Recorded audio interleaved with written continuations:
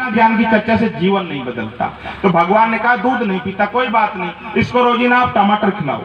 एक टमाटर में 1 गिलास दूध के बराबर कैल्शियम होता है, तो दूध के कैल्शियम की पूर्ति होनी शुरू होगी इसके अंदर। दूसरी बात, अब तो विज्ञान भी मानता है, क्योंकि अब तो विज्ञान ने बड़े आविष्कार कर लिए। भगवान तो ये बात बहुत पहले 5,500 साल पहले कह के चले गए कि जो दूध के अंदर चीनी डाल के पीता है ना, उसको कैल्शियम नहीं मिलता, क्योंकि दूध में चीनी डालने से कैल्शियम खत्म हो जाता है, इसलिए दूध फीका पीना चाहिए। तो भगवान ने हर चीज में दिव्य ज्ञान दिया, दिनचर्या पर, खान पान पर, रहन सहन पर, लेकिन उसके ज्ञान को हम जानते नहीं है। इसलिए जो कृष्ण का सच्चा स्वरूप है, ये नाचना गाना तो उनका बचपन है, लेकिन जो उनका असली रूप है, जिसको हम कहते हैं योगेश्वर श्री कृष्ण, जो गीता का श्री कृष्ण है, जो पूरे संसार के लिए ज्ञान दे रहा है, सभी के जीवन में प्रकाश कर रहा है, वो श्री कृष्ण तो योगेश्वर है। और योगेश्वर किस चीज से है? अपने ज्ञान से। और हमें भी योगी बनना है तो ज्ञान के कृष्ण को समझना पड़ेगा, और जब उसके ज्ञान को समझेंगे पूरा जीवन बदल लगता है, पूरा जीवन बदल लगता है। और पाखंड का विरोध करना भी चाहिए, मानूं मुझे उसका सच्चा स्वरूप पता होना चाहिए। और जब ये ज्ञान जीवन में उतरता है ना, तो फिर हम ऊपर उठते चले जाते हैं, फिर उसकी दया दोनों हाथों से हमें मिलनी शुरू होती है। अन्यथा तो कुछ नहीं मिलता, ऐसे ही आते हैं, ऐसे ही चले जाते हैं। मैं अक्सर एक यमुना मैया का उदाहरण दिया करता हूं। आजकल लोग आलस्य से भरे हुए हैं, लोगों में आलस्य बहुत हो गया। एक भैया थे, ठंड का टाइम था, यमुना जी में नहाने जा रहे थे। अक्सर ये उदाहरण मेरे याद आता है जब कृष्ण जी की बात करता हूं या आलसी लोगों की बात होती है। तो ठंड का समय था, उन्होंने सोचा कौन नहाएगा, बड़े ध्यान से सुनने वाली बात है। उन्होंने कंकर लिया, यमुना में डाला, और कंकर नहा लिया तो मैं ही नहा लिया। आज भी बहुत सारे लोग ऐसे ही, भैया हम तुम्हारे हाथ लगा लेंगे, ऐसे ही बोलते हैं। उसने सोचा कंकर नहा लिया तो मैं ही नहा लिया। वो आगे आ रहा था, एक दूसरा उससे भी बड़ा उस्ताद था। बोले भाई ठंड का टाइम है, यमुना मैया में नहाया है? बोले नहाया है। बोले ठंड में? बोले ठंड ज्यादा थी, मैंने कंकर यमुना में डाल दिया कि कंकर स्नान सो मंकर स्नान। वो उसके गले मिल लिया, भाई तोर स्नान सो मोर स्नान। तो आज ये चीजें ज्यादा है कि हम करना नहीं चाहते, उसका फल प्राप्त करना चाहते हैं, तो कैसे वो फल मिलेगा?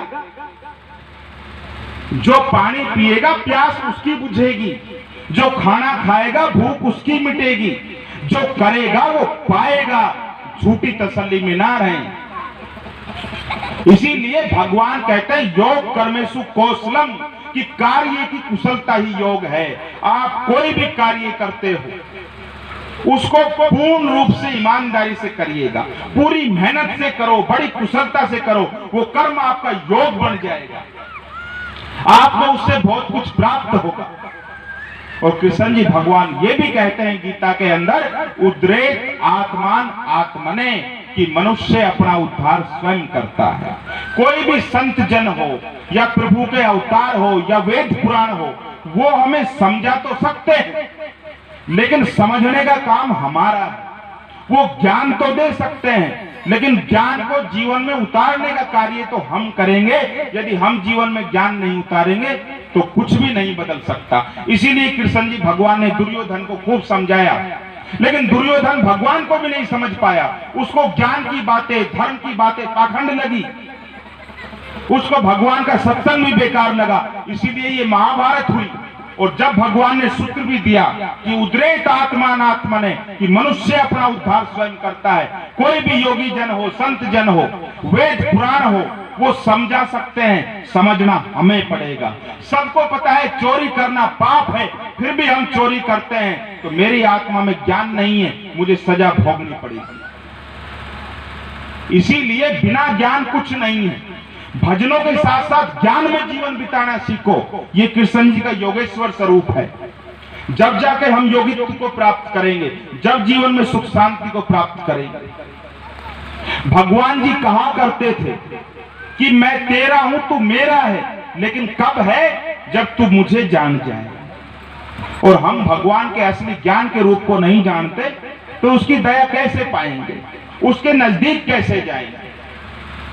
बहुत सारे लोग जब बड़े बड़े जागरण होते हैं, झांकी होती है, तो वहां न जाने कितने रुपए लगा देते हैं, 2 लाख 4 लाख 5 लाख कितने रुपए लगा देते हैं सजावट में, जागरण में, झांकी में।